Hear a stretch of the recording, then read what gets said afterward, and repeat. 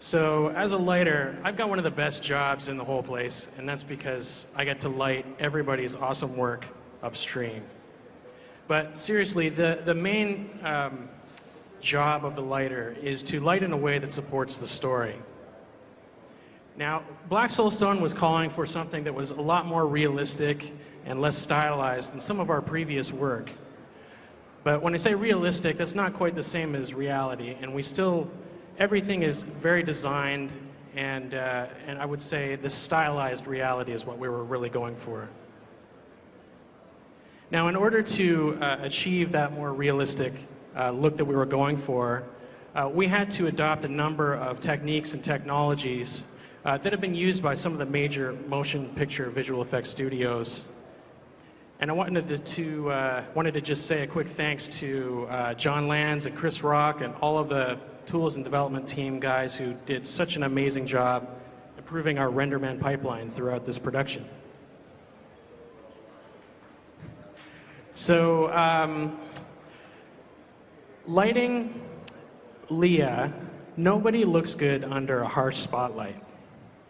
And so when we got into lighting Leah, we had to make some choices regarding the type of light sources that we were using. And here I'll show you a couple of different lighting passes that we did for Leah for this particular shot. And I'll talk a little bit more about what I'm mentioning here. Light can be hard or soft. And basically what that means is a hard light gets very sharp shadows, gets a lot of crisp details. A soft light is a lot more flattering for a character.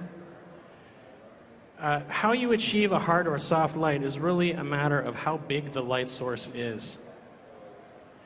So we took some liberties here with Leah, and what we did was we combined elements from a hard spotlight, like the specular details on her face, with this sort of softer roll-off that you see on this soft area light, and we combined them together to achieve the final result.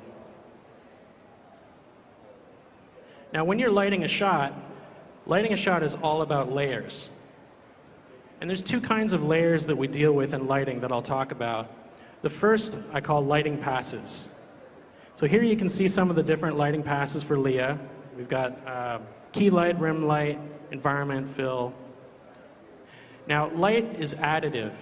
And what that lets us do is we can render out each of these lighting passes completely separate. And then we just add them all together to create the final result. So here you can see them adding together, and we've got the total lighting result for Leah. Now, once we've added all of these lights together, we can turn around and tint each one of them to a different color and intensity in order to control the final lighting for the scene. So here I'll show you an example where I'm tinting the different light colors to create completely different lighting results just using the same lighting passes. So the second kind of lighting layer that we talk about I call render elements. And these are just the various components of a shot. And sometimes you have to separate a shot into these render elements simply to get it to render. And other times you separate it so that you have control over each of the layers. And so you've got a matte painting background, you've got Asmodan, Leah, etc. And each of these render elements basically just gets layered from the back to the front. And so this is sort of a simplified example of how that works.